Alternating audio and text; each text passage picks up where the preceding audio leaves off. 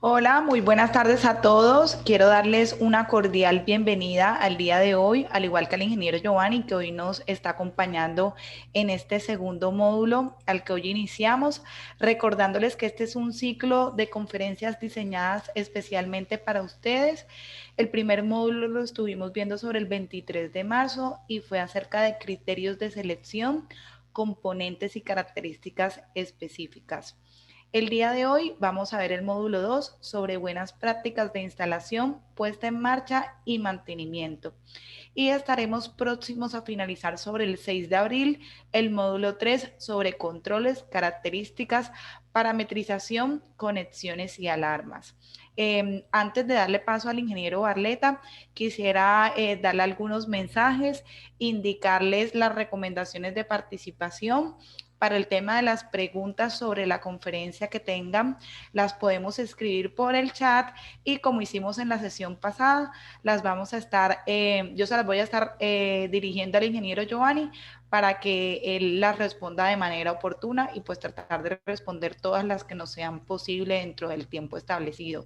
También queremos recordarle a aquellas personas que de pronto no vieron la primera sesión, el primer módulo, que ese módulo se encuentra disponible desde la semana pasada en el canal de YouTube de Acaire y que una vez terminemos la sesión de hoy vamos a proceder a colgar inmediatamente este segundo módulo.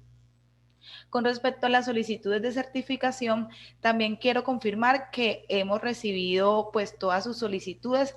Yo he estado dando respuestas a alguna de ellas, pero quisiera recordar que pues todo el proceso de la certificación va a iniciar una vez se desarrollen estos tres módulos, es decir, una vez se desarrollen estas tres sesiones es que vamos a disponer a colgar todas las memorias de la actividad y pues a colgar todo el tema del examen de validación para esa certificación.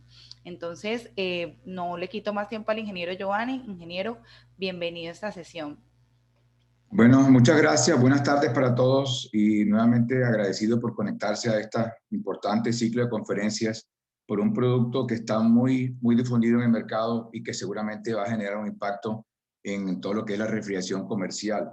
Vamos a referirnos a las unidades condensadoras que están diseñadas de manera muy especial para las tiendas de alto descuento y supermercados de pequeño formato. Vamos a referirnos hoy en esta segunda sección de tres que hemos programado especialmente en el tema de instalación y puesta en marcha. Recuerden lo que les acaba de decir la ingeniera, esto queda grabado en el canal de YouTube. Nuevamente, si alguno tiene intención de certificarse, puede escribirle directamente a capitulonorte@caire.org y desde allí le va a quedar un link para que pueda bajar la presentación, algunos videos que se van a estar subiendo y toda la ficha técnica del producto, los catálogos, la presentación y toda la información técnica correspondiente. Además, si alguna pregunta específica me la pueden hacer al correo giovanni.barleta@emerson.com. Nuevamente recordando la fecha, el 23 de marzo tuvimos la primera charla con una muy buena asistencia. Quizás algunos de ustedes estén nuevamente conectados, pero recuerden que hay la posibilidad de verla directamente y grabada en el canal de YouTube de Acaire. Estamos hoy en el módulo de buenas prácticas de instalación, puesta en marcha y mantenimiento, y el 6 de abril estamos con todo lo que tiene que ver con controles, parametrización, conexiones, alarmas y todas las protecciones que da el CoreSense. El contenido realmente de una inducción o de un tema de puesta en marcha y tendido de tuberías es bien extenso y quise realmente enfocarme en lo que hacía relación o lo que era inherente a este tipo de proyecto o este tipo de instalaciones. Básicamente hay una primera parte que tiene que ver con las medidas de seguridad y prevención generales, el tema de fijación del equipo, distanciamiento, todo lo que tiene que ver con las tuberías en el circuito de refrigeración, tendido, recorrido, soldadura, algo del diámetro óptimo y cómo ese diámetro impacta la eficiencia energética, carga de refrigerante, aceite, toma de datos y al final un pequeño resumen de lo que tiene que ver las rutinas de mantenimiento. Algunos iconos que van a ver ustedes en los manuales, en las fichas, en el equipo, básicamente son universales y hacen referencia a lo siguiente. Este icono representa instrucciones para evitar daños personales y materiales. Este símbolo significa que hay un tema de electricidad, no alta tensión exactamente, pero un riesgo eléctrico. Esto significa que hay un riesgo de quemadura, o ya sea por alta temperatura o por congelación, porque puede haber una fuga de refrigerante que se puede estar generando bajas temperaturas y también quemaduras. Riesgo de explosión para el caso de que haya refrigerantes A3 o A2L. Precaución, este icono indica instrucciones para evitar daños a la propiedad y posibles daños personales. Y cuando vean en los manuales y los catálogos, en la misma presentación, esta admiración, son instrucciones para evitar el funcionamiento incorrecto del compresor o del equipo de la unidad. Y esta palabra es simplemente una recomendación para seguir y hacer las cosas de una manera más sencilla.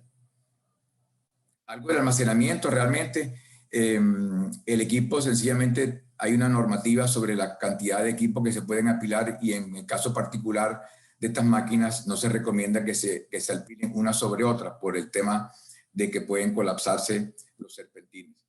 Algo en cuanto a los elementos de seguridad personal, que probablemente ustedes ya todos los conocen, tiene que ver, vamos a entrar a manejar refrigerantes, vamos a manejar gases a presión, vamos a manejar seguramente equipo de soldadura y tiene que ver con las gafas de seguridad, los guantes, la ropa protectora, botas de seguridad y casco, que normalmente son estándar en cualquier instalación.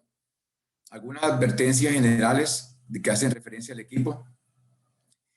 No se deje el equipo sin atender. Básicamente hay que estar atentos al sistema que cuando esté operando. Hay unas partes del sistema que tienen alta temperatura, prácticamente nos referimos al compresor, hay que esperar que se enfríe. Y en los casos en que el equipo lo llevemos en una condición de sobrecalentamiento por falta de refrigerante, como vamos a ver en la plática, puede haber daños en los bujes o en los rodamientos y esto puede generar una falla que puede ser irreversible. El aceite BOE, ustedes saben que genera daños en algunas membranas del cuerpo, en los ojos, hay que manipularlo con mucho cuidado. Estas básicamente son unas recomendaciones de tipo general y vamos ahora sí a entrar más al detalle. Primero, y esta observación parece muy simple, pero yo tengo experiencias personales y profesionales donde me he encontrado con que el tema de que el equipo venga presurizado en muchos casos se confunde con que el equipo viene precargado realmente. Estas unidades vienen a alta presión, vienen con un gas inerte, un gas neutro y seco y no es refrigerante. O sea que este equipo realmente, este gas tiene que ser removido, tiene que ser desplazado con precauciones y no se puede mezclar con el refrigerante. De ahí que después vienen las rutinas de evacuación y deshidratación. Para instalar el equipo hay que evitar que esté cerca donde haya desechos de papeles, bolsas o contaminantes que puedan adherirse al condensador o puedan ensuciarlo rápidamente. A veces en algunos casos se generan aglomeramientos de unidades o de equipos que generan cortocircuitos, bien sea porque están contra una barrera, contra una carga, contra una pared. Entonces hay que evitar restringir el paso del aire del condensador, porque todo lo que tenga que ver con restringir el paso del aire está impactando no solamente la capacidad, sino la eficiencia del sistema. Entonces, eso en cuanto a el proceso de instalación y dónde vamos a ubicar esa unidad condensadora, porque sabemos que en muchos casos este espacio es restringido. En los manuales que le vamos a entregar, y aquí lo estamos enunciando, básicamente nos vamos a encontrar con unidades de un ventilador y 2 ventiladores, dependiendo del tamaño del compresor. Entonces, hay unas separaciones mínimas que deben respetarse lateralmente y tanto frontal como posterior. Estamos hablando de medidas de milímetros, 300 milímetros, 500 milímetros para poder tener acceso a todo lo que es la valvulería. El tema de montarla sobre unos rieles, puede ser un riel channel, un riel U, y apernarla para que de todas maneras el equipo esté fijo y no produzca ni vibraciones sobre una banda de caucho o sobre una pequeña material que es goma, un aislamiento antivibratorio y goma y caucho. Contra las paredes anteriores y posteriores, 500 y 300 milímetros para que sea suficiente para el flujo del aire. Observen que la altura de esta está aproximadamente a la mitad del eje del ventilador, que es más o menos la cota. Ojalá la estuviésemos lo más bajo posible para evitar este bypass de aire aquí, pero esta es la recomendación mínima de separación que se requiere. Para el caso de 2 ventiladores, la única diferencia es que vamos a tener una altura mayor, pero básicamente la esbeltez de la máquina se mantiene. Aquí hay una foto que nos permite de una manera muy fácil identificar varias posibilidades que tenemos. En este caso, estas son, como vimos en la charla anterior, son unidades para exterior, o sea que realmente ellas pueden trabajar a la intemperie como se ve acá. Esto de ponerle un cobertor es una protección adicional y se puede hacer a una altura suficiente para que simplemente no estén impactadas, bien sea por el tema del sol o la humedad, pero ellas pueden perfectamente trabajar como se ven acá, que están totalmente a la intemperie. Y una ventaja importante para la ubicación, que decíamos que para las tiendas de conveniencia es un factor favorable, es porque en las ubicaciones de las conductoras están muy restringidas, entonces basta un pie de amigo y una pequeña separación y el equipo trabaja muy bien descargando probablemente sobre paredes que están muy cerca de otros locales comerciales o de vivienda inclusive, dado que su nivel de ruido es muy bajo. Fíjense que acá hay otra ubicación en un antepecho donde hay una estructura y también queda muy bien ahí. Y la distancia superior tampoco es ninguna restricción. Aquí lo único es las posibilidades que tiene una persona para estar dándole servicio.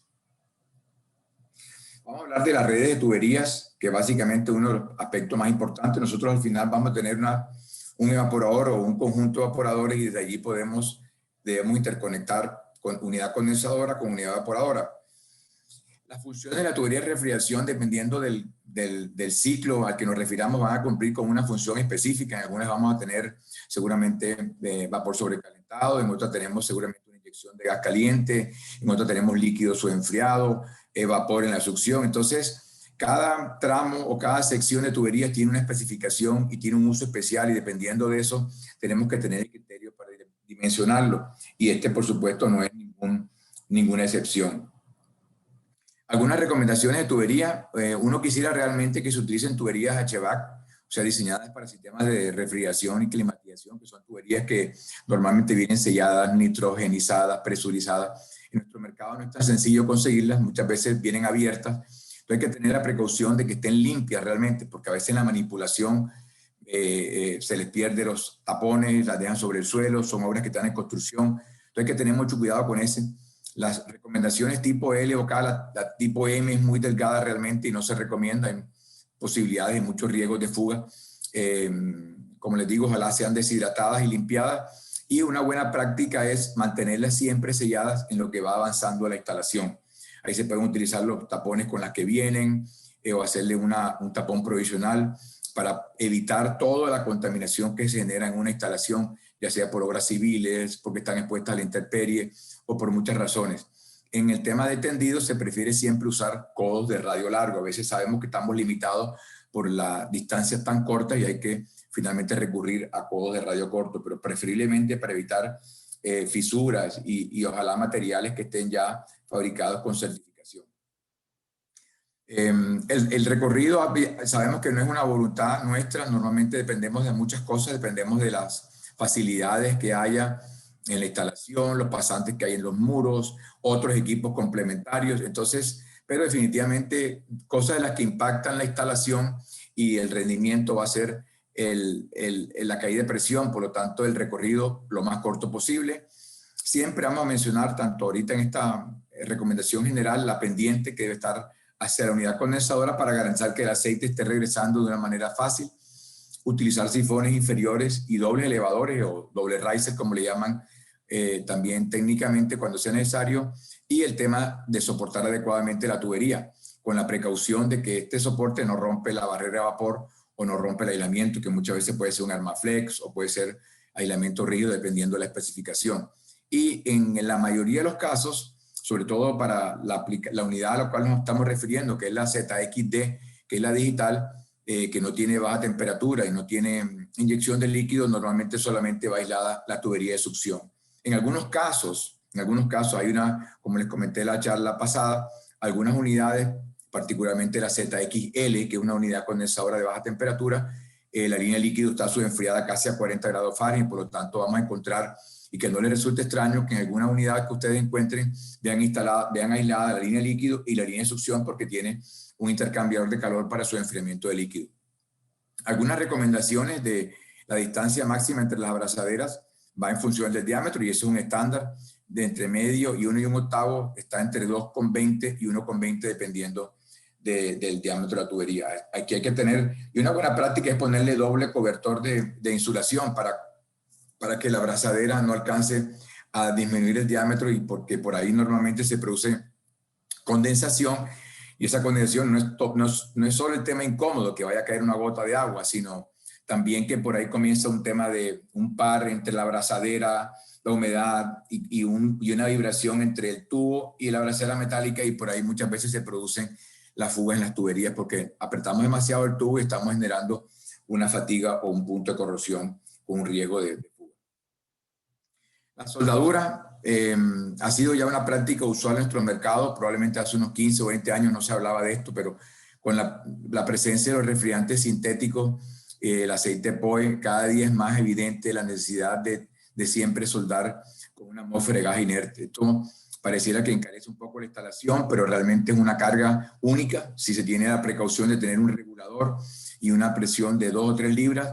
Sencillamente, ¿de qué se trata? Desplazar el oxígeno que está atrapado en la tubería. Y con eso, ¿qué vamos a evitar? Vamos a evitar simplemente el óxido de cobre que se forma al interior. Entonces, la recomendación es siempre estar haciendo soldaduras. Después que soldamos y no se termina la instalación, se cierra para el día siguiente para que no se produzca la oxidación interior de las partes que se sometieron a alta temperatura o simplemente no le entren contaminantes. En el tema de las tapas que están aquí en las válvulas de servicio, vienen con unas válvulas Schrader que vienen con un taponcito. Tengan en cuenta que ellas tienen siempre un O-ring muy pequeño, entonces lo mejor es retirarlo para que la temperatura que luego estemos utilizando acá, independiente que pongamos un trapo o pongamos una superficie húmeda, hay posibilidad que se recaliente. Entonces retiramos las tapas y accesamos por los puertos de servicio tanto en succión como en líquido. Limpiar muy bien el tubo donde vamos a hacer la soldadura puntualmente, donde estamos entrando, porque es probable que haya estado algún tiempo con algo expuesta. Recuerden que este tubo que viene de aquí para acá, para la válvula a la derecha, normalmente no está tapado, porque lo que está cerrando el sistema y presurizándolo es la válvula Allen o la llave hexagonal que está independizando el exterior de la presión con la que viene el sistema cargado. Normalmente se recomienda soldaduras entre el 5 y el 15% de plata realmente para que haya una buena penetración. Y en la válvula de servicio, como ya viene una mezcla de metales, se recomienda utilizar ya un fundente.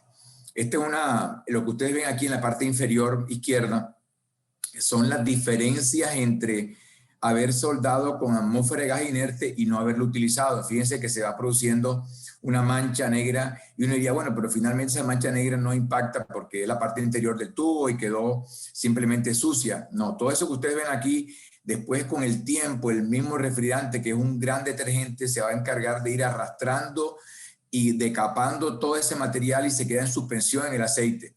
Y luego se va a depositar en la parte baja, en las bombas, en los bujes, y va a producir una obstrucción, ya sea en el orificio de lubricación, en las válvulas, y eso es la razón por la cual se exige, se recomienda, y es una buena práctica siempre utilizar todo este cuidado previo en las soldaduras, tanto la limpieza, los tapones, la atmósfera de gas inerte, para que al final la instalación salga muy pulcra.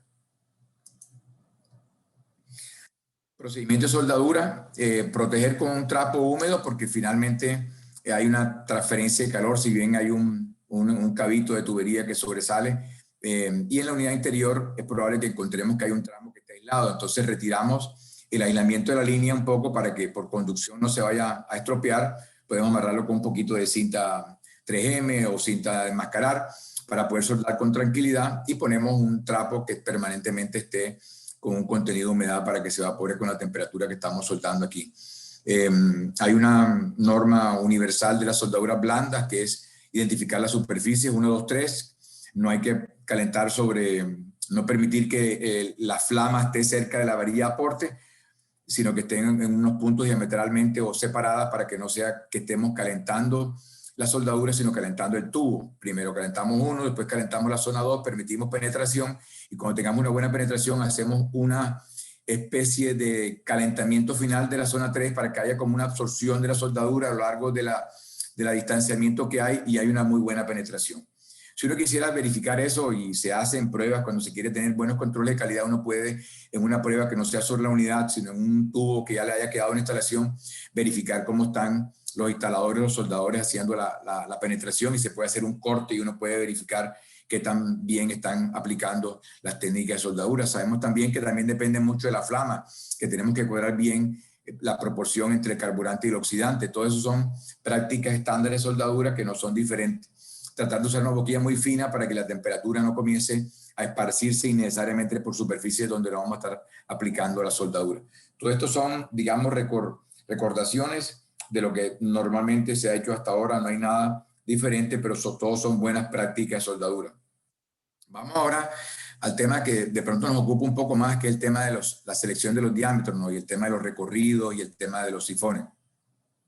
¿Cuál realmente es el objetivo de un buen diseño de tubería? Primero, minimizar la carga de refrigerante, es decir, a mí no me interesa tener la tubería más gruesa para tener la mayor cantidad, porque una unidad es una unidad, pero tengo 7 unidades, 4 unidades, o se va a replicar por muchos lugares, eso termina teniendo un impacto no solamente en el costo, sino recuerden que por estadística y por análisis de Naciones Unidas y del Protocolo de Montreal, hay una cantidad de ese refrigerante que alguna vez en un momento se va a evacuar y no hay ningún sistema que sea 100% estanco. O sea, las piezas están probadas en número de onzas por año. Entonces, ya sean los filtros, la soldadura, la válvula, que siempre hay una fuga. Entonces, vamos a tratar al final de que nuestro sistema sea amigable con el medio ambiente y gran parte de esa responsabilidad depende de la carga de refrigerante.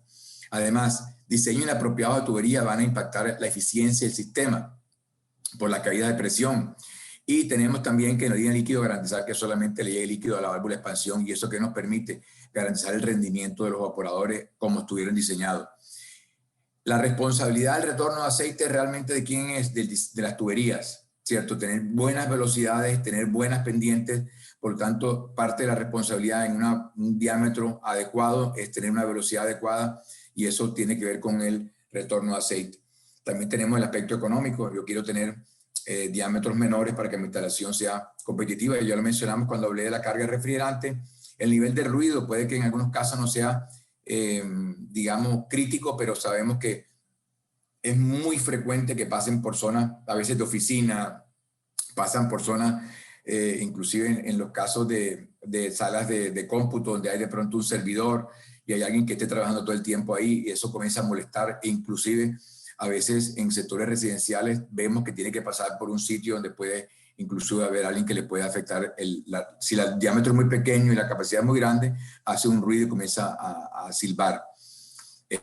Bueno, puse esto en amarillo porque en las unidades a las cuales hemos hecho mucho énfasis, que son las ZXD, es decir, las que vienen con el compresor digital, hay eventos de cargas parciales. En eventos de cargas parciales quiere decir que yo no voy a diseñar una unidad para una capacidad con un diámetro único. Eso quiere decir que tengo que analizar cómo se comporta el perfil de cargas de la unidad. Una práctica que en algunos casos se tiene en cuenta, porque yo lo he escuchado y me han hecho esa pregunta, ingeniero, la máquina viene 1 1/8 por 5 octavos, yo le estoy dando ese diámetro. No es un referente. O sea, viene así porque probablemente en algunos casos puede servir, en unos casos puede ser mayor, en otros casos puede ser menor. Todo resulta del diseño que nosotros hagamos. No es ninguna práctica ni es ninguna recomendación general que se mantengan los diámetros que tienen las válvulas de servicio. Puede que en algunos casos nos coincida, pues si no quiere decir que no tenemos que tener eso, pero finalmente es el resultado del cálculo que nosotros vamos a utilizar en el tendido de la tubería. Ahí, por supuesto, vamos a tener una reducción. Si venimos con un tubo más grande, cuando lleguemos a la válvula, ponemos una reducción. Si vamos a un tubo chico, vamos de la válvula a un tubo más chico y con una reducción, y ahí no pasa nada. Mientras mantengamos los accesorios que son, con caída de presiones bajas, sin utilizar cosas improvisadas como machacar la punta del tubo, tratar de golpearlo o hacerle un corte con una cegueta para reducir un diámetro cuando no tenemos accesorios. Todas esas son las prácticas que no son permitidas porque van a impactar con la eficiencia del sistema y seguramente son focos de posible fuga. Vamos a ver después un ejercicio que creo que nos va a alcanzar el tiempo según lo tengo previsto para mostrarles el impacto de la capacidad y la eficiencia con las caídas de presión. Esta es una tabla donde, por ejemplo, para una caída de presión de 6 libras yo puedo estar perdiendo hasta el 4% de la capacidad y puedo estar perdiendo hasta el 2% de la eficiencia. Eso de que va a depender mucho, va a depender de la temperatura de evaporación del compresor. Entre más baja la temperatura de evaporación, más pérdidas de eficiencia y pérdida de capacidad por cada grado o por cada libra que yo tenga de caída de temperatura o caída de presión en mi línea de succión. Entonces, esto es una curva que hay que tener en la cabeza de que cualquier cosa que hagamos que impacte, ya sea por hacerlo más económico, ya sea porque es la tubería que tengo, o ya sea porque hice un mal diseño, va a impactar para toda la vida útil del sistema. ya sea porque tengo un problema de retorno de aceite o porque tengo un problema de ineficiencia o pérdida de capacidad. Recuerden que la máquina está aprobada a una condición estándar. Entonces el fabricante te dice, la máquina me da 49.500, pero ¿por qué da 48.000? Por la instalación. ¿Por qué puede dar 47.000? Por una mala tubería, por un mal diseño, por una baja de carga de refrigerante, por un accesorio inadecuado, por una pérdida de fricción en la tubería. Hay muchos factores que terminan impactando la caída de presión. Carga de refrigerante, mencioné que era un factor importante.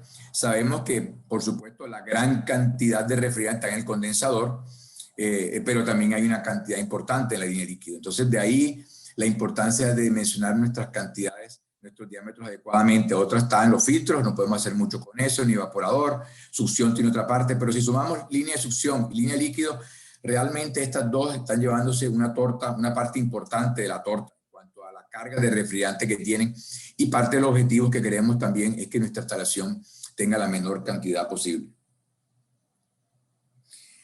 ¿Cuáles son los inputs que necesito para diseñar el tipo de refrigerante? Por supuesto, estamos hablando de un refrigerante sintético, un refrigerante, un A2L, un HFC, temperatura de evaporación, temperatura de condensación, el sobreenfriamiento del sistema, el sobrecalentamiento del sistema, la capacidad frigorífica, y aquí me quiero referir a lo siguiente. Recuerden que yo no voy a diseñar una tubería única. Yo tengo muchas veces muchos evaporadores y máximo en una unidad como esta que está diseñada para trabajar con múltiples evaporadores. Entonces yo tengo que diseñar mi tramo de tubería para la capacidad específica que está aportando esa línea. O sea, para el tramo A a B está diseñado una condición, el B a C otra, y cuando todas se junten tengo que sumar la capacidad y dimensionar para la capacidad total del sistema. Necesito tener las longitudes de tramos horizontales y verticales. Y ojo, yo nunca hablo de metros lineales, siempre hablo de longitudes equivalentes. Cada accesorio tiene un pie equivalente. Un codo de 90 grados puede tener 1.2, 1.4, dependiendo. El diámetro tiene un impacto. Entonces sumo lineales, sumo accesorios y al final, ¿qué tengo? Longitud equivalente para poder entrar a hacer mis selecciones. ¿Cuáles son los parámetros de diseño? Tratar de limitar la caída de temperatura máxima en las líneas, que de la mano va con una caída de presión máxima en la línea que está asociada con la velocidad. Estas son mis tres variables de diseño.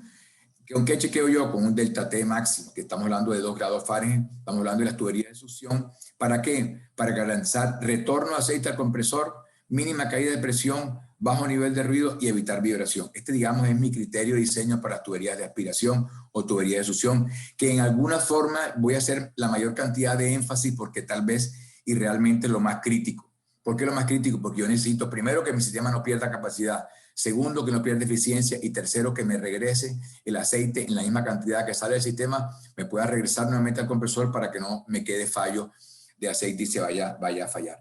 Señores, en algunas ocasiones uno recibe comentarios como que, ingeniero, me llegó el compresor sin aceite, como para deducir que la falla es de fábrica, y eso, con un poco de falta de modestia, tengo que decirles que realmente es imposible. O sea, hay más de 3 o 4 procesos de control de calidad, además de pesarlo, es cargado por un computador y por miles de procesos que se hacen en la línea de producción. Eso no es posible, pero sí es posible que yo pueda cometer errores en un sifón, que haga ciclos cortos, y ese aceite que no aparece en el compresor está en alguna parte. Aunque a veces soplemos y no regrese, está en un sifón, está en la parte baja de los evaporadores, está en una trampa, pero les garantizo que está en el sistema. Entonces, tenemos que garantizar retorno de aceite y eficiencia energética. Velocidades recomendadas. Aquí es donde comenzamos ya con bailar bien delgado. Tenemos que tener siempre la precaución de que si el tramo que estoy diseñando es vertical u horizontal. Yo no puedo pretender para una obra en general decirle, bueno, la unidad de tantos BTU y ahí te va la tubería. Para que supuestamente está entre 7 y 8 metros, te mando 15. Eso no se puede hacer así. Normalmente, y ahora vamos a ver el formato, se debe hacer una verificación de velocidades, y no todas las unidades condensadoras están ubicadas en la misma posición relativa que los evaporadores. Entonces, cada instalación es un traje a la medida realmente, en cuanto a la tubería me refiero. Entonces, velocidades recomendadas, que esté más de 700 fpm, pies por minuto, pero normalmente una velocidad para tramos horizontales está alrededor de los 1200. Ahora vamos a ver qué es lo que el software hace. Y en los ascendentes es cuando más cuidado debo tener, porque yo puedo tener velocidades más de 1500 por los 1800, y en algunos casos puedo tener velocidades hasta de 2000, 2100 y 2200. Ese es básicamente los criterios que debo estar siempre chequeando, ¿cierto? Y obviamente hacer mi verificación total del sistema, porque puede que tenga un ascendente y haga una velocidad a 1800, me dio máxima caída de presión, después lo compenso con una tramo horizontal y al final hago una sumatoria de toda la caída de presión y veo cuánto es el delta T total del sistema o el delta P, para que mi sistema no pierda eficiencia, como vamos a ver en el ejemplo que sigue a continuación. ¿De qué depende realmente? Recuerden que el aceite regresa es por arrastre. Él en esa fase de vapor no viene mezclado en un volumen importante con el refrigerante, sino viene por lo que se puede adherir a las paredes por un arrastre, tanto en los tramos horizontales como en los tramos verticales. Y eso de qué va a depender, depende de la densidad del refrigerante, lo cual está asociado a la temperatura y depende de la viscosidad. Entonces, por eso es tan importante diseñar cada tramo para cada aplicación y en función de la pendiente que tiene o en qué parte de la instalación se va a encontrar. Aquí yo les voy a dar dos criterios para los, algunas partes le llaman los elevadores, los risers, los tramos verticales, como ustedes le quieran decir. Primero vamos a entender cómo funciona un sifón. Un sifón simplemente es un sitio donde se almacena una pequeña cantidad de aceite, se produce una disminución del área y hay un aumento de la velocidad. Eso hace que, ya sea por baches o por arrastre de alta velocidad en la sección de menor área, vayamos retornando ese aceite que se queda en la parte baja. Esa es la razón por la cual a la salida de evaporadores normalmente vamos a preferir poner un sifón, ¿cierto? Él lo que hace es que recoge el aceite, lo atrapa y por baches lo va subiendo. Después tenemos un reductor. Entonces, a esto me refería con el elevador o el riser, el que tiene un cambio de sección, un aumento de velocidad, y eso es lo que me permite que él arrastre ese aceite que tiene aquí después del sifón, lo sube y lo lleva hasta el elevador. ¿Hasta dónde? ¿Hasta qué distancia? Más o menos una distancia de hasta 4 o 5 metros. Por eso es que se recomienda que a partir de 6 metros comenzamos a poner sifones intermedios para volver a tener nuevamente un segundo impulso, si podemos llamarle así.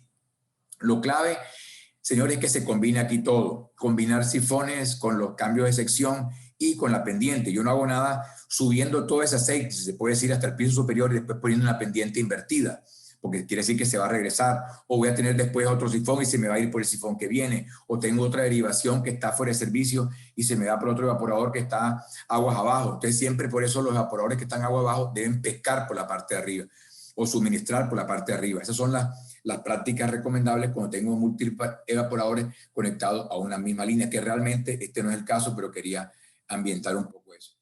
Esta es la segunda opción. Normalmente si en instalaciones tan pequeñas, muchas veces no se estila porque los diámetros no son tan grandes y no se justifica hacer el doble riser, o sea, doble elevador, para decirlo así. Entonces, ¿qué hago? Tengo uno que me está trabajando a plena y máxima carga y el riser 2 me está trabajando a carga mínima. Es decir, cuando este sifón que está acá me queda, como muestro a la derecha, totalmente impregnado de aceite, ¿qué es lo que está ocurriendo? Que todo se va por la tubería de menor diámetro. En este caso tengo 7 octavos y no 3 octavos, y he diseñado para cargas parciales. Recuerden que lo que yo siempre quiero, tengo que comenzar, yo comencé por decir, hay que hacer un análisis de las cargas parciales. Mi máquina es de 50.000 BTU, pero ¿hasta dónde puede bajar? ¿Cuántos evaporadores tengo colgados de ahí? No, que tengo 3 de 30.000, 30 y 30, 60, o tengo 20, 20 y 10. Te digo, bueno, mi evento más crítico son 15.000, 16.000 BTU. Te tengo que prever qué va a ocurrir con la tubería y qué va a ocurrir con las velocidades cuando tenga 15.000 o 20.000 BTU, es decir, el 33, el 25%, y diseñar mi tubería en función de eso. Inclusive con sacrificio de que en algún momento a máxima carga tenga un poco mayor de velocidad y una mayor caída de presión. Pero ¿qué es mejor? Perder esa librita o esa librita y media en ese tramo tan corto que puede ser un elevador, o que mi compresor falle porque no le está llegando aceite. Esos son básicamente los criterios para establecer la selección en los diámetros de tubería.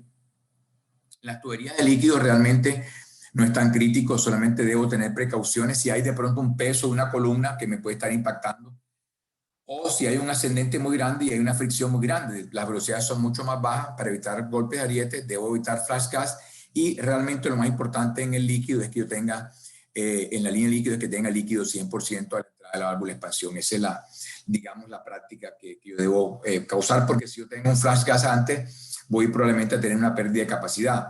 Yo puedo compensar todas esas caídas de presión con un buen subenfriamiento. Entonces, si mi subenfriamiento es de 10 grados, puede que pierda 1 o 2 en la línea por el tema de fricción, si es muy grande, pero también me lo puedo ganar si voy en bajada, como estoy mostrando acá. Cuando tengo verticales subiendo y bajando, tengo que compensarlo, porque recuerden que aquí de todas maneras tengo el peso de una columna de líquido que me está impactando sobre la válvula de expansión. Entonces, realmente el efecto de altura es el neto. O sea, lo que tiene que subir menos lo que tiene que bajar es lo que yo voy a considerar como caída de presión a través de la línea líquida. Algunas herramientas, yo puedo utilizar tablas. El handbook de ASHRAE tiene muchas tablas y muchos libros, y muchos fabricantes tienen recomendación de 7 a tantos metros, ponga tanto. Mi recomendación realmente, utilicen software disponibles. Hay muchos software gratis en la... Este es uno. Hay fabricantes que simultáneamente publican software donde tú puedes básicamente alimentarlo con casi toda la información: refrigerante, capacidad, temperatura de evaporación, temperatura de condensación. Fíjense que fue todo lo que yo les dije iniciando los criterios: sobrecalentamiento, enfriamiento, la longitud de succión, longitud en líquido, y normalmente el diseño de la tubería de líquido, de descarga, no es nuestra responsabilidad, porque normalmente es inherente a la máquina. Además son velocidades muy altas, donde son tramos muy corticos del compresor al condensador, y ahí no tenemos que preocuparnos mucho. Y la mayoría de los programas te deja incluir accesorios realmente. Te deja incluir codos de radio corto, codos de largo radio, y Ts, y varios ahí normalmente tienen 6 o 7 accesorios. Entonces fíjense que lo interesante es que el software te da una recomendación y normalmente te da el delta T. El delta T de temperatura te da el delta T de presión y te da una velocidad, y ahí tú puedes inclusive hacer verificaciones o simulaciones para ver qué pasaría si pongo 7 octavos, por ejemplo. Vas a ver qué te pasaste y cuál es ese efecto. Si estás en un elevador y tienes 2354 y 1.1, bingo. Pero a veces resulta que la selección te da una caída de temperatura muy baja, pero una velocidad simultáneamente muy baja, y ahí tienes que sacrificar. Esta es la ventaja de poder siempre verificar velocidades y chequear con caída. Y además que este tramo que ya lo tienes identificado va sumando el delta T, ya vas en 1.1. ¿eh? Ese no es el del sistema, ese 1.1 es de ese tramo. Después tienes que sumar el 0.7, el 1.1 del otro, y ya vas por 2.2 y te pasaste. Entonces tienes que comenzar a regresarte y a iterar un poco y llevarlo al punto donde realmente no sacrifiques el equipo. Cada sección tiene un diámetro para carga, y fue lo que estaba anunciándole. Este tramo que está de este punto a este punto normalmente va a corresponder para este mueble. Estos tramos chiquitos corresponden a los muebles laterales, pero en la medida que voy avanzando, normalmente voy teniendo más capacidad. Al final, la capacidad total de la unidad es probable y que todos estos riser y todo esto los tenga ya en el tramo final donde esté llegando a la unidad, pero todo eso va a depender la posición relativa que tengan. Normalmente en vitrinas y en tiendas de conveniencia y en supermercados todo esto está al mismo nivel. Entonces yo voy a nivel de piso, conectando, ampliando diámetros, y al final tengo un sifón y subo. Entonces realmente el desafío de subir todo el aceite está asociado más que todo a los elevadores y a la carga total, pero tengan presente que esa carga total puede llegar a ser cargas parciales en un momento dado. Ubicación del bulbo. Recuerden que yo deseo siempre estar tomando un superhit en el punto más cercano al evaporador y evitar trampas de aceite, evitar tramos verticales. Normalmente a veces toca porque no hay más espacio, pero ojalá se pudiera estar en un tramo horizontal, y ya sabemos que el bulbo también tiene su ubicación dependiendo del diámetro. Ya sea que lo ponga según un reloj 4 de la tarde, 8 de la noche, o en la parte inferior cuando son tramos más pequeños. Este es nuevamente un cortecito cuando tengo el tramo intermedio, que habíamos dicho que era cada 6 metros, que ya lo habíamos mencionado en el slide anterior. En algunos casos hay que tomar decisiones, ya sea por ocupación, por recorrido. Yo aquí puse, en esta gráfica hay un sifón invertido que se genera naturalmente. A veces pasa porque hay una viga en una cubierta. Yo traigo mi pendiente y me encuentro con una viga y me toca subir y bajar nuevamente. Entonces hay que tener mucho cuidado con los sifones que se forman naturalmente, que son de gran tamaño, porque a veces en muchos casos generan unas piscinas o unas trampas de aceite enormes que pueden hacer que el compresor se quede sin aceite en un momento dado, porque de una manera natural estoy dejando unos elevadores y unas trampitas que yo no las estoy construyendo, pero me tocaron por elementos estructurales de la edificación. Entonces esto a veces no es práctico porque va a obstaculizar el tema de la ocupación de la tienda, y hay riesgo. Pero normalmente subir y bajar, en este caso no tengo ningún inconveniente porque mantengo la pendiente y regreso a la condensadora. Pero si tuviera que subir, tendría que hacer probablemente un elevador acá y hacer diseñar nuevamente para una tubería vertical. Para las cargas parciales, yo siempre no me he cansado de decir eso, porque esa es, digamos, una de las preocupaciones más altas que tenemos, es que las unidades ZXD están diseñadas para trabajar a cargas parciales. Recuerden la teoría que vimos del compresor digital. El compresor digital viene para trabajar del 10 al 100%, razón por la cual en un momento dado, ya sea mis evaporadores, ya sea mis neveras, ya sea mis lineales, pueden estar trabajando a un 30%, un 25%, dependiendo cómo se organicen o cómo vayan parando los lineales. En ese caso tengo dos opciones, los elevadores, como en este caso, o también tengo el cambio de sección, como lo mencionamos anteriormente. Voy a mostrarles rápidamente para alcanzar a cubrir todo el tema del impacto de la eficiencia en el diseño de las tuberías. Aquí tomé una aplicación y la tomé en baja intencionalmente realmente porque no hay ningún secreto que entre más baja sea la temperatura, más impacto tengo en la caída de presión en las tuberías. Probablemente donde menos lo hay es en aire acondicionado y las personas que trabajan en refrigeración y aire acondicionado lo saben. Normalmente guiarse por un diámetro de una unidad condensadora es suficiente, 7 octavos por 3 octavos y se fue y fuera. ¿Cierto? Porque una librita evaporando 45 no tiene un impacto muy alto, pero en temperatura de evaporación como menos 25, yo hago lo mismo que mostré ahorita. Estoy evaporando a menos 25, 50.000 BTU, 110, 5 y tengo una distancia de 15 metros. Entonces me recomienda unos 5 octavos con 1.7 delta T y 1.1 delta P. Entonces digamos que esa es la selección ideal. ¿Qué es lo que yo voy a hacer así? Si para esos 10 metros lo quiero comparar con una instalación de 40 metros con el mismo diámetro, miren lo que va a ocurrir. Mismas condiciones, 50.000 BTU, 507, menos 25, 110, solamente que tengo el desafío de diseñar a 10 y a 40 metros. Si yo escogiera mi selección óptima para el primer caso, voy nuevamente a unos 5 octavos por 5 octavos, ¿cierto? Seguramente 1.7, si ese es todo el recorrido, pues no pasó nada. Ahí incluí 6 codos en succión y 6 codos en líquido. Y ahí me está dando unos 7, digamos que estaría perfecto. Pero si para ese mismo diámetro yo tengo un mayor recorrido, aquí estoy hablando ya de 40 pies, entonces, ¿qué está ocurriendo? Que estoy dejando el mismo diámetro, la misma capacidad, las mismas condiciones y estoy llegando esto casi a 5 grados Fahrenheit de caída de presión.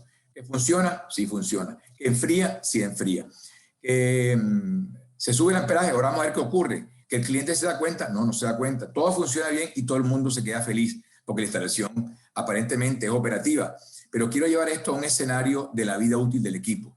2.9 PSI, 4.6 grados Fahrenheit. Quiero que no olviden esta cifra. Entonces, ¿qué pasa? En los casos que estoy diseñando por debajo de 2 grados Fahrenheit delta T, se genera un efecto de 3 PSI, que estoy mostrando aquí, 2.9. Quiero redondear a 3 para hacer un ejercicio práctico y 4.6 que lo voy a redondear a 5.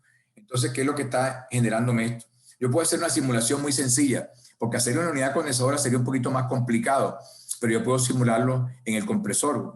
Por la ficha técnica que ustedes van a tener acceso, por el catálogo del equipo, ustedes van a saber qué modelo de compresor tiene. Yo puedo llevar ese modelo de compresor al programa, al PSS, que es un programa disponible de Emerson, y van a saber la capacidad. Esta es una máquina que me está entregando efecto refrigerante neto 58.500 BTU. 58.500, evaporando a menos 25, 110, y lo demás sí lo mantengo constante, 5 y 6. O sea, 5 en el superhídrico evaporador y 6 de subcooling. ¿Qué pasa si ese mismo sistema le voy a restar esos 5 grados que perdí? ¿Qué pasa? Ya no estoy evaporando a menos 25, sino a menos 30. Entonces, ¿qué pasa? Ya el efecto refrigerante neto pasó de 58.500 a 49.100. Y señores, el amperaje baja de 47.2 a 44.6. Por eso uno pudiera pensar, no ha pasado nada. La máquina está dentro de su RLA, está dentro de su amperaje de placa y todo el mundo vive feliz, ¿verdad?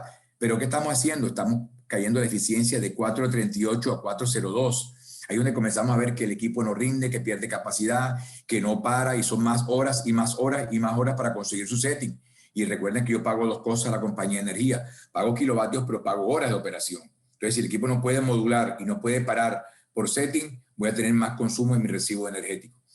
Entonces, el resumen de eso que vieron en los dos pantallazos del PSS es que la temperatura de saturación pasó de 1 grado, el delta T, de 1 grado a 5 casi. La temperatura de saturación, como tengo que restarle los 5 grados, pasó de menos 25 a menos 30, porque es que el que paga por eso es el compresor.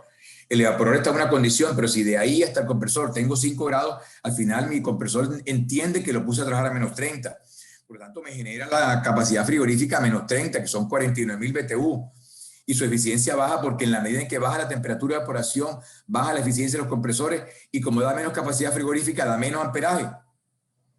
¿Y cuál es la proporción de eso, señores? Por cada grado Fahrenheit que se reduzca la presión de evaporación, estoy bajando 1900 BTU por hora efecto resfriante neto. Y estoy bajando 0.1 BTU por vatio hora de la eficiencia. Y reducir el consumo de energía no indica que el sistema esté en un rango seguro ni que esté trabajando bien. Significa que me está dando menos capacidad frigorífica. Y ahí va una pregunta que les voy a resolver más adelante. Ingeniero, ¿cuántos amperajes debe consumir la máquina? Porque muchos nos guiamos por la placa de la condensadora, ¿no? Que es compresores de 5, que son 15 amperios, porque son 3. Hay muchas historias simpáticas en el sector y tenemos que cuidarnos de eso, porque una unidad sobrecargada es mala y subcargada es mala. Entonces yo tengo que llevar la máquina a su punto. Una máquina que tenga un amperaje por el debajo que debe tener es malo. ¿Por qué? Porque no le estoy sacando el provecho que debo. No estoy entregando los BTU que la máquina me tiene que dar y también estoy penalizando la eficiencia del sistema. Bueno, aquí abajo tengo, no, la pantalla no me lo deja ver, pero tengo el total 9.400 BTU por hora y el total de pérdidas de eficiencia en el sistema. Pero la rata está explicada arriba en el slide. Puesta en marcha, buenas prácticas, recomendación. Primero, y es una recomendación obvia, que las válvulas estén abiertas, líquido de succión. Sabemos que todas estas válvulas trabajan con acceso al puerto con medio giro, son válvulas Allen. Las inspecciones visuales, ¿no? Que no hayan elementos en obstrucciones. Las unidades condensadoras traen un nivel, una mirilla de aceite para los compresores, pues, lo cual se lo mostré en la charla anterior, que era una ventaja competitiva bien importante. Normalmente en estas unidades condensadoras la mayoría no tiene esa facilidad y tenemos que ajustar los parámetros del controlador, tiempo, consigna, el ventilador y todo eso se lo vamos a contar con bastante detalle en la última charla, que es el próximo martes. Tengo que registrar todas las lecturas en una planilla que se llama información de arranque en el campo, que la vamos a ver ahora más en detalle, y todo esto es previo a las condiciones de operación, todas las verificaciones. ¿Qué necesito realmente? Necesito mi juego manómetro, por supuesto, pero importante, un vacuómetro y una buena bomba de vacío. Algunas recomendaciones. No es recomendable, y no solo no es recomendable, sino es bien perjudicial arrancar la máquina en presión negativa. Eso que yo le boté el nitrógeno que tenía o el aire seco comprimido y después prendí para ver si prende o para probar el giro, para cualquier locura de esa, puede dañar el compresor. Por supuesto que él va a tratar de protegerse muchas veces, pero esa práctica de probar las cosas antes para ver cómo están trabajando es de lo peor que se puede hacer. Cojo humedad, cojo no condensable, bombeo aceite del sistema, recaliento el compresor, de todo. O sea, y el mismo control a veces no es capaz de detectar todo eso. O sea, él no reacciona tan rápido y puede inclusive haber un daño. Recordemos algunas cosas que seguramente la hemos repetido en muchas charlas de buenas prácticas. El vacío no depende del tiempo. Venimos a veces de esta historia que un vacío de 24 horas, el vacío no se mide por horas. Normalmente, ¿qué es lo que quiero realmente en un vacío? Retirar la humedad. Debo llevarla al menos a 50 partes por millón, porque sabemos que a partir de 75 partes por millón, la humedad contenida en el aire reacciona con el aceite y me genera un ácido. Entonces, lo que yo quiero realmente es evitar esa formación de ácido que después me va a impactar muchas cosas, la bobina del compresor, genera corrosión inclusive y a descomponer muchas partes con ese nivel de acidez que tiene el aceite cuando toma humedad por encima de 50 partes por millón. Lo más recomendable siempre es hacer el triple vacío, 1500 y rompo con 3 libras de nitrógeno, después bajo otra vez a 1000 y rompo con 3 libras y finalmente debo llegar a 1000, a 500 micrones.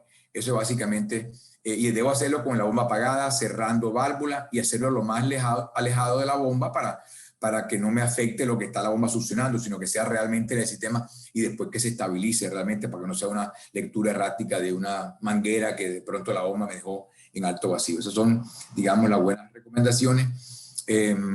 Una recomendación de todos los sistemas realmente de scrollers es que además yo debo realmente cargar la mayor cantidad de refrigerante antes de arrancar la máquina.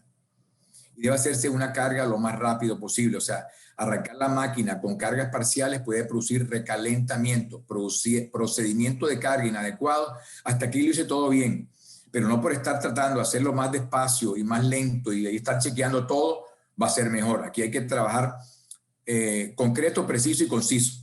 tengo que saber más o menos conectar mis manómetros, tener mi tanque de refrigerante volteado, como aparece aquí, para que tome líquido, o si tengo un cilindro que tiene puerto de líquido y puerto de vapor, conectarlo al puerto de líquido y cargar por la válvula, por la fase líquida en la válvula de servicio antes de arrancarlo. Después, cuando ya yo arranco, el ajuste fino, para llamarlo así, lo puedo hacer por succión, como normalmente son mezclas, son gases azeotrópicos, puedo hacerlo aún con fase líquida por la succión, pero ya controlada. Le estoy aplicando poquita carga de refrigerante porque se alcanza a evaporar antes que llegue al compresor, o se evapora en el mismo compresor y no me hace daño por retorno líquido porque estoy ajustando. Y ahí voy chequeando ya todos los parámetros, las presiones, los amperajes y la burbuja en la mirilla de líquido, que también está asequible. Recuerden que una de las ventajas que tiene esta unidad es que yo puedo estar haciendo todo esto con la ventana o con la persiana abierta, sin necesidad de tenerla cerrada, o sea, abierta, y puedo estar manipulando el control o viéndolo, puedo tener el perímetro puesto, porque no se genera ningún bypass de aire ahí, porque toda esa cabina está insonorizada, está aislada y me permite accesar a todo. O sea, que por eso es que el tema de facilidad de servicio es una de las ventajas que tiene la unidad ZXD, en este caso a la cual nos estamos refiriendo. Verificar el nivel de aceite. Las unidades ZXD, a las cuales nos estamos refiriendo, y vuelvo a tocarlo, vienen con aceite precargado, 0.5 litros de aceite, y tengo que verificar que ese nivel esté a la mitad. En caso que sea necesario, porque tuve unas trampas muy prolongadas o un recorrido muy largo, debo aplicarle, complementar, que puedo hacerlo por la válvula de servicio en la succión, que el mismo se va a encargar de irlo recargando el sistema, que en este caso, estas son las marcas y estas son los aceites recomendados, que es el Ultra 32 o POE 32 para este tipo de compresores.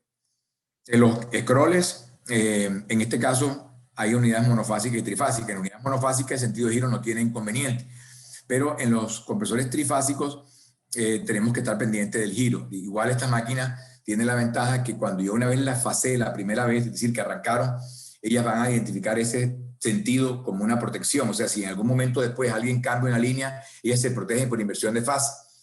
Pero sí tengo que estar pendiente que en ese primer arranque esté faseada correctamente.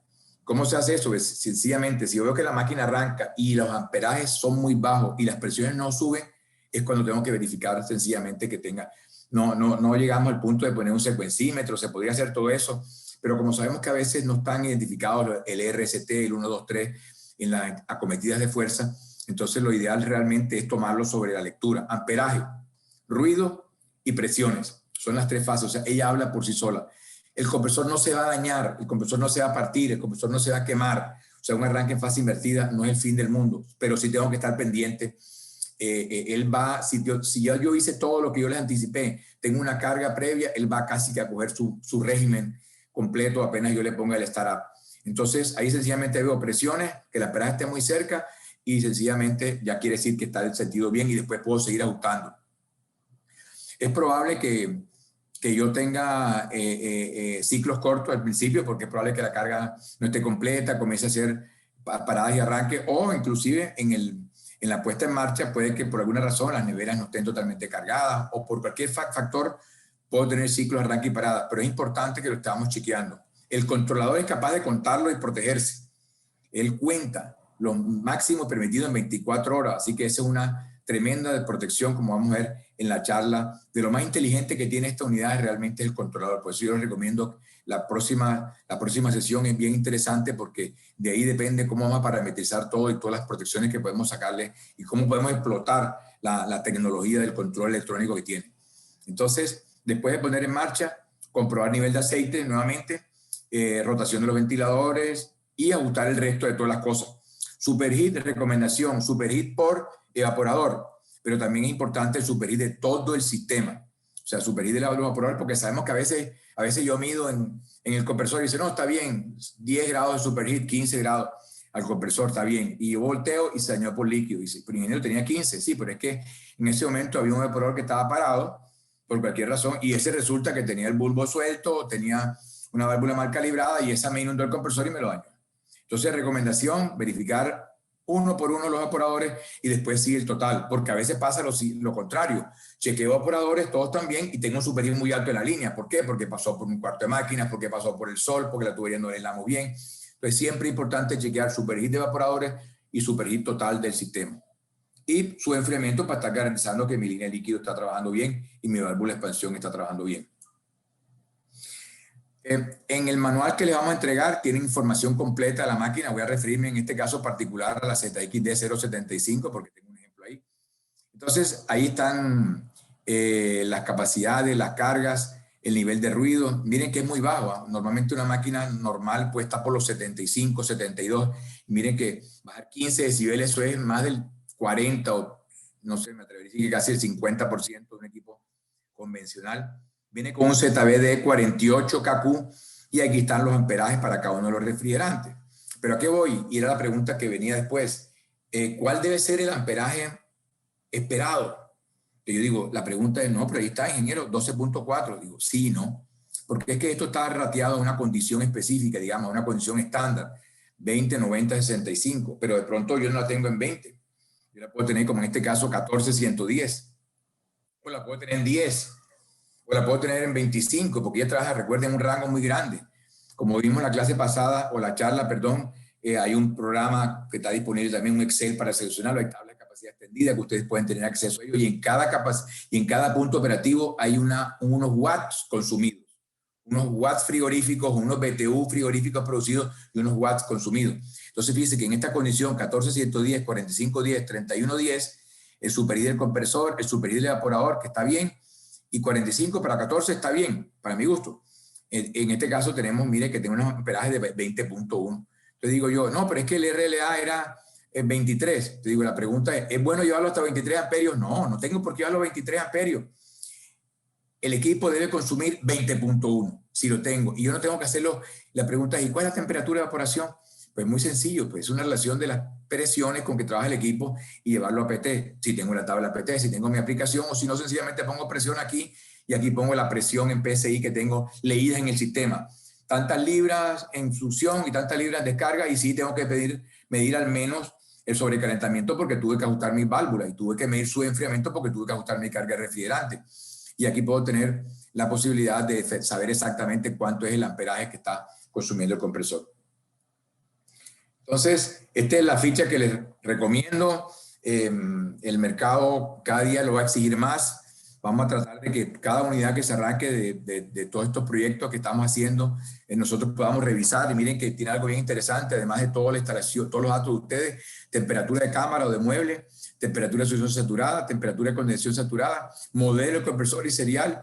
Y además de eso tiene esta información bien importante: temperatura, voltaje, amperajes por fase, presión de descarga, presión de succión, bien importante cómo lo dejamos, temperatura de descarga para saber cómo está trabajando el compresor, temperatura de succión. Hay que se puede hacer uno rápidamente: calcular sobrecalentamiento del compresor y calcular sobrecalentamiento del evaporador. O sea, con estos dos datos tenemos prácticamente lo más importante en el diagnóstico que podemos tener, que son temperaturas y presiones en los 4 puntos importantes. Presión de aceite no aplica, y nivel de la merilla sí, medio, ok, 3/4, 7/8. Calentador de Carter, y si tiene pull down, en cuánto está haciendo Q-in y en cuánto está haciendo Q-out, o sea, presión de corte y presión de rearme. Importante, importante, línea de succión, ¿qué diámetro se hizo? Línea de descarga, ¿qué diámetro se hizo? Que descarga este líquido realmente, aquí la ficha dice descarga, pero es líquido. ¿Qué diámetro se hizo? Horizontales y verticales. Entonces, con eso, ¿qué vamos a poder? Nosotros vamos a poder verificarlo, ayudarlos, y queremos que esto quede en un registro. Cada máquina que se arranque tenga un registro con su modelo, su serial, y tengamos un registro y podamos ayudarlos, podamos apoyarlos y podamos garantizar que la instalación es correcta y que está trabajando con todos los parámetros que garantizan que el compresor y la unidad van a trabajar los 15 años que debe trabajar sin ningún inconveniente. Poquitas porque estamos llegando al final para las preguntas. Mantenimiento, yo creo que no tengo mucho que hablar de esto, o podría hablarles todo un día. Básicamente lo que hacemos es mantener limpio todas las cosas, limpiar condensadores, que es lo que más se ensucia. Por supuesto, los evaporadores también. Yo no lo anoté aquí porque eso es más responsabilidad como de la tienda, que no se le peguen las bolsas, que no se le peguen las hojas de lechuga cuando son Fruber, que a veces se saturan los drenajes, se tapan, y el nivel del agua hace que en el de hielo cada vez se vaya acumulando más hielo. Y comparar con los parámetros de la puesta en marcha. A veces esta máquina trabaja con 14 libras, ¿no? Con 30, con 40, y nadie se acuerda. Entonces, esa partida de bautismo es bien importante. Ajuste eléctrico siempre viene ajustado de fábrica, viene torqueado de fábrica, pero no está de más porque a veces hacemos algo ahí, de pronto la cometida de la fuerza, dejamos un cable sueltico, no pelamos bien el cable, entonces siempre un ajuste no está de más. Mirar corriente nuevamente para ver si están los parámetros, nivel de aceite, y al menos cada 2 meses hacer todo esto. El chasis viene con un drenaje, o sea que si uno lava el serpentín, todo eso se va directamente, no hay que después abrirla para recoger el agua porque ya viene con un chasis especialmente. Cuando se queme un compresor, que no va a pasar nunca, pero sí pasa, una recomendación que es bien importante, sobre todo en la ZXL, se debe cambiar el acumulador de succión. ¿Por qué? Porque acuérdense que eso es una U invertida y tiene un orificio muy chiquitico y por ahí pesca aceite. En una quemada de compresor ese aceite se vuelve como un barro y no hay forma de cesar ese hoyito bien chiquito que es de 1.2 milímetros. Y por supuesto cambiar filtros de líquido, poner filtros de succión y hacer todo lo que indica las buenas prácticas. Entonces acabé ahí en el tiempo 3:29, pero creo que tenemos un tiempo más para las preguntas. Melissa, ¿me ayudas por favor? Claro que sí, ingeniero. Tenemos una pregunta. ¿Dónde se consigue ese formato para los parámetros? Sí, ese formato lo vamos a estar entregando con todo, con las memorias, la presentación, nada más que te manden un correo a ti y le vamos a mandar después el link, el que se quiera certifique, el que quiera no, solamente baja la información. O sea, aquí no hay secreto, ni queremos que pasen por un embudo, que tenga todos que certificarse, el que quiera, el que pueda, el que tenga el tiempo, pero la información está toda disponible, la presentación, los manuales, el formato y todo.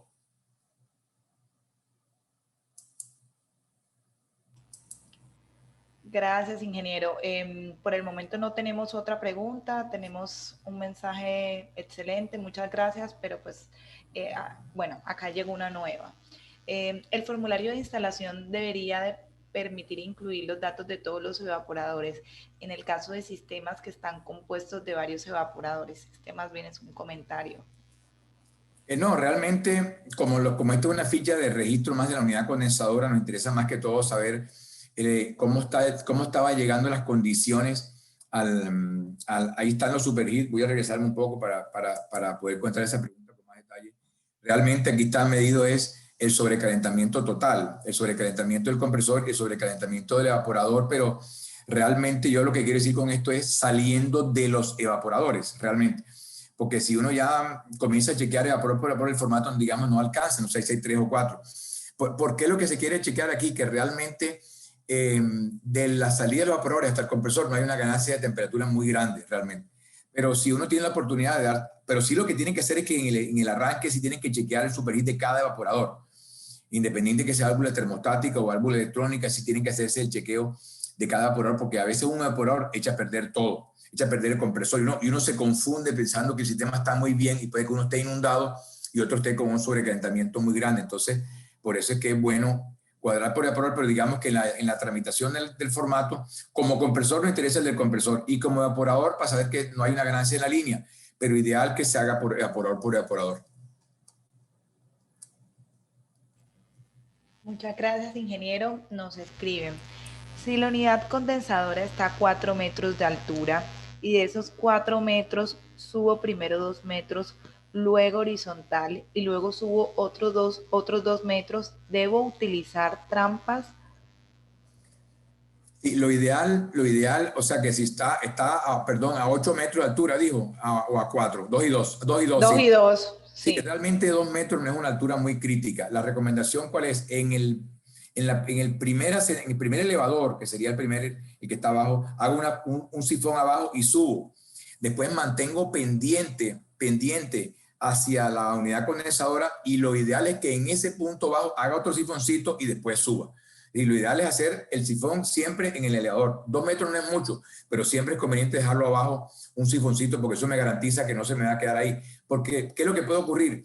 Hasta los 2 metros voy bien, viene a la pendiente y resulta que todo ese tramo horizontal, porque por eso yo les decía, se forman a veces unos sifones naturales, todo ese tramo horizontal más los 2 metros se convierte en un gran sifón que se llena mucho de aceite. Entonces ahí comienzo que atrapar aceite y en un momento sube, pero el compresor se puede quedar sin aceite. Entonces, ¿qué es lo que yo quiero? Que recoger todo ese aceite, llevarlo a ese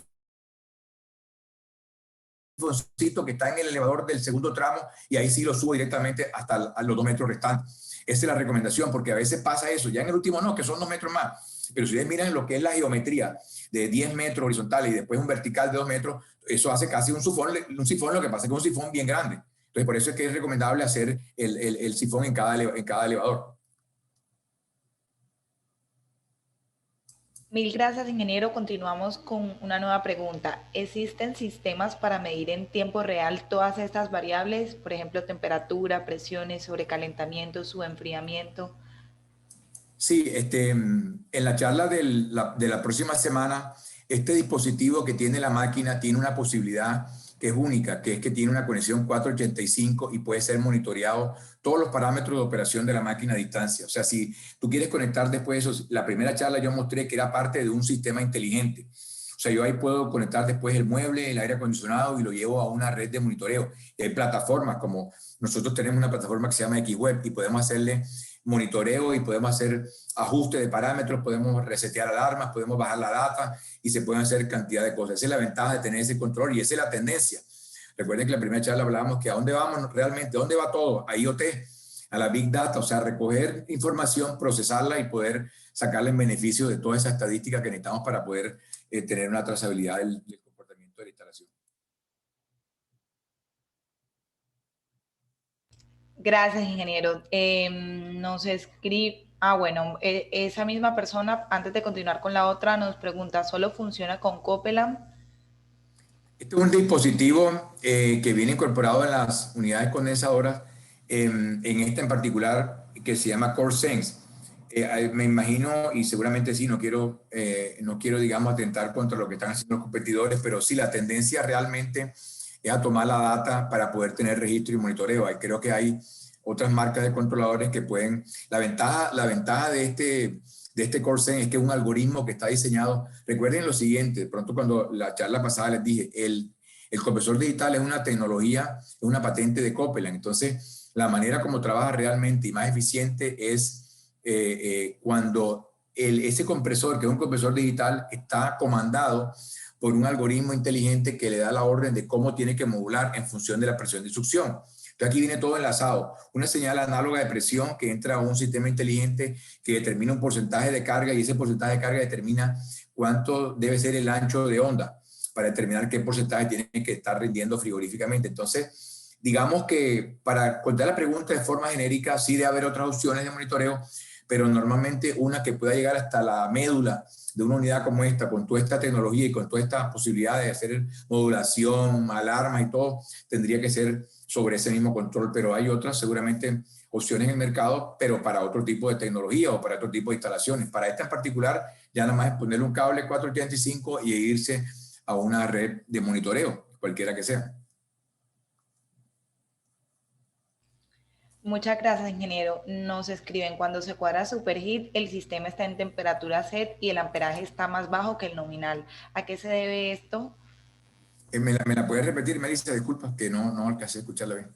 Cuando se cuadra superheat, el sistema está en temperatura set y el amperaje está más bajo que el nominal.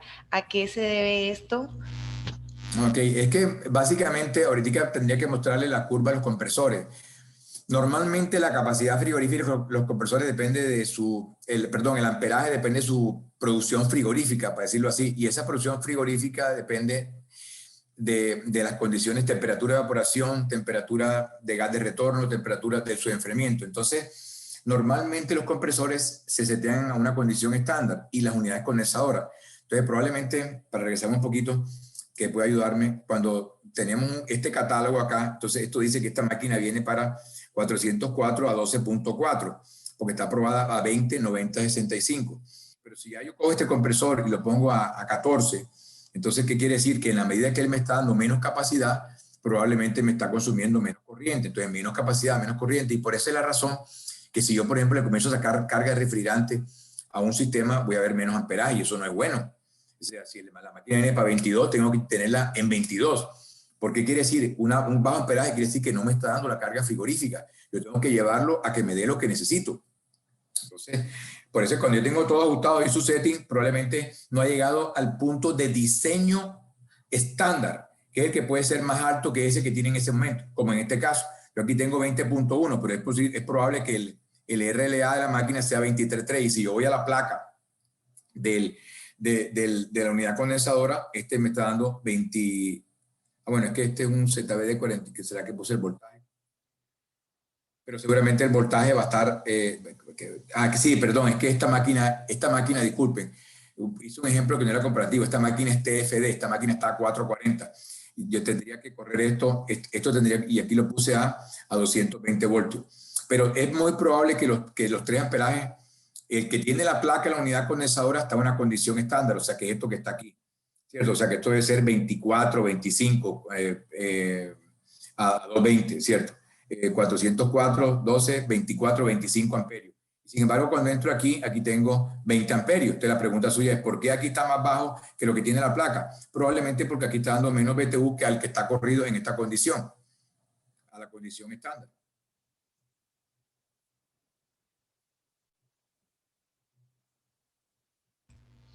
Gracias, ingeniero. Pues con esa pregunta cerraríamos la sesión si alguien más no tiene una inquietud. Recordarles a todos que el último módulo se va a desarrollar el siguiente martes 6 de abril y va a ser el módulo de controles. Ya con eso cerraríamos la sesión de este ciclo de conferencias y pues recordarles que pues por tarde al finalizar la jornada vamos a estar colgando la grabación de esta conferencia para que cada uno de ustedes pueda repasarla y pues terminar las sesiones sobre el siguiente martes. Ingeniero, muchísimas gracias a usted por acompañarnos en este ciclo de conferencias. Gracias a todos por asistir, por las preguntas y por los aportes que ha sido